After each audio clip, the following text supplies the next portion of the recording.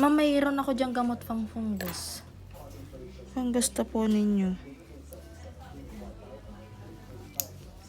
Para baunin ni sir pag punta doon.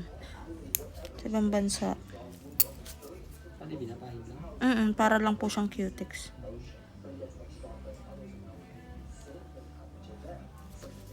Kuha kayo ma'am, para lagyan, diretso lagyan ko na to.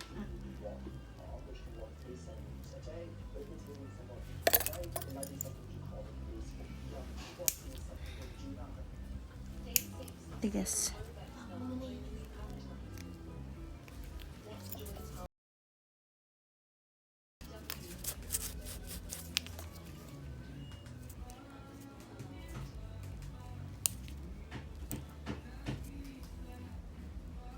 So, sa mga ano po dyan ha, huwag po kayo mag-alala. Ito po ay per client, per tools. And then, ito po ay after kay sir ay ni-sterilize po agad ang gamit.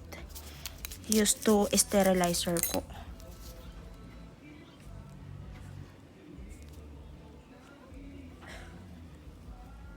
Nakakahawa po kasi ito. Pero ito ay, sabi nga ni mo ma'am, hindi si sir nagpapalinis. Possible po ito ay nakuha ni sir sa ibang bansa sa pagsasapatos niya. Yung wala siyang pahinga sa kasapatos, lalo na kung safety shoes. Kasi po yun po ay pamamahayan ng bakterya kasi hindi po siya nalilinis. Hindi po siya nalalabhan. Kumbaga, natutuyo doon yung pamamasa ng paa. Nagpapawis po kasi yun sa loob kahit ano. So, yun po. Yun ang nagiging cause nitong fungus.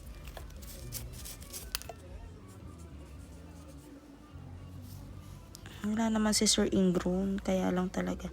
Kailangan tumasaid tong mga ano niya.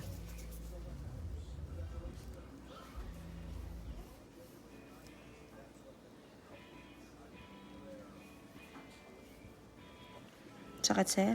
Tiis lang. Dry skin lang naman ito.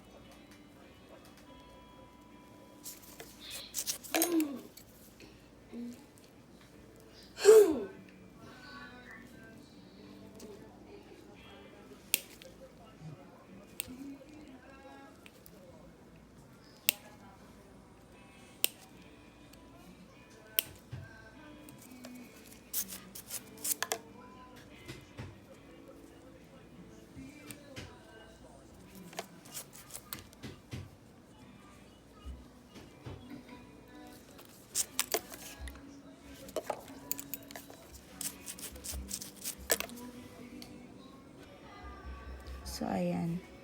Okay na. So, lalagyan po naman natin siya ng gamot sa fungus. Ano po?